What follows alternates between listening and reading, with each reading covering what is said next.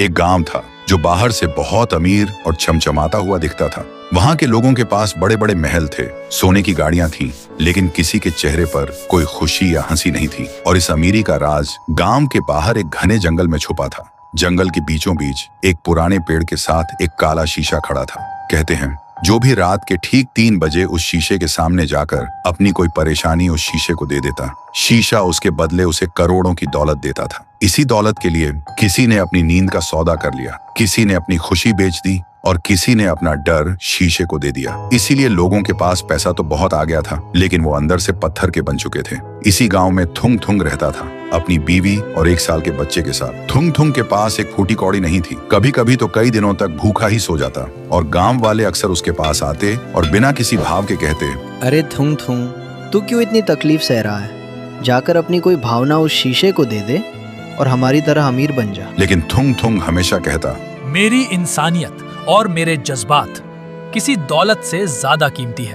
पर कहते हैं ना, गरीबी इंसान को कुछ भी करने पर मजबूर कर देती है। एक दिन थुंग थुंग जब काम से घर लौटा तो उसने देखा उसकी बीवी भूख से हार कर मिट्टी खा रही थी। ये देखते ही थुंग थुंग टूट गया और खुद से ही पूछने लगा, क्या फायदा ऐसी इंसानियत का जब अपना ही परिवार भूखा मर रहा हो। और वो रात के अंधेरे में उस काले शीशे के पास पहुंच ही गया। शीशे के अंदर से एक खौफनाक लाल रोशनी जगमगा रही थी। तभी एक डरावनी आवाज गूंजी, आओ मुझे अपनी कोई सबसे प्यारी भावना दो और बदले में दुनिया की सारी दौलत ले जाओ। थुंग थुंग ने रोते हुए कहा, मेरे पास कुछ नहीं है, बस ये मेरी गरीबी का दर्द और मेरे आंसू है।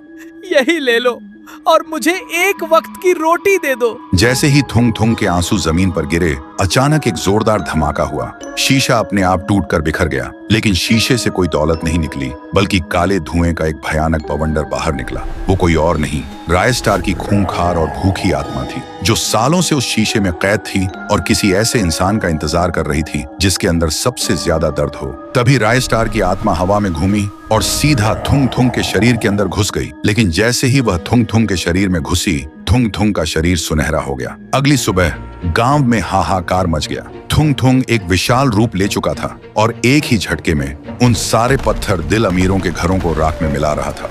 तभी वहां एक बाबा आया। बाबा ने अपनी जादुई ढाल आगे करते हुए चिल्लाकर कहा, रुक जाओ रायस्टार, इस बेकसूर थुंग थुंग के शरीर को छोड़ दो। और तुम चाहते क्या हो? सुनते ही थुंग थुंग का शरीर धीरे धीरे छोटा होने लगा और एक खौफनाक हंसी गूंजी। फिर एक बहुत ही भारी डरावनी आवाज में बोला, मैं इसे तब तक नहीं छोड़ूंगा जब तक इस वीडियो को देख रहे लोग चुपचाप सब्सक्राइब और लाइक वाला बटन नहीं दबा देते।